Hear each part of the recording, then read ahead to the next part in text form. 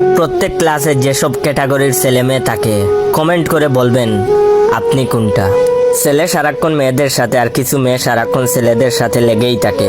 কয়েকটা এলিয়েন থাকে যারা নিজের বাপ মায়ের নাম ভুলে গেলেও স্যারের অ্যাসাইনমেন্ট করতে ভুলে না।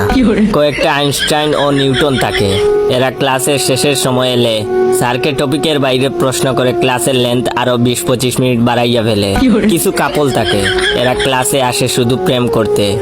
কয়েকটা থাকে তারা সারা রাত ধরে ঘুমায় না, ক্লাসে এসে ঘুমায়।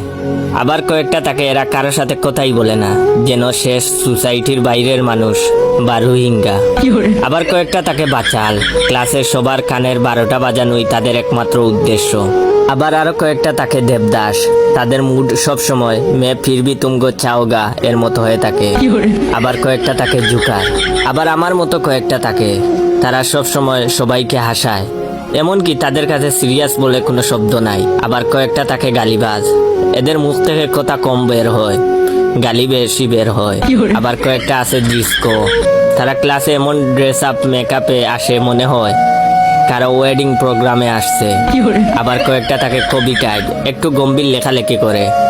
আবার কয়েকটা থাকে হরমোন বিশেষজ্ঞ, কার দাড়ি উঠে নাই, কার বা উঠে নাই, এসব নিয়ে গবেষণা করাই ওদের কাজ। সব শেষে প্রত্যেক ক্লাসে কয়েকটা কঙ্কাল আর গুলালু থাকবে।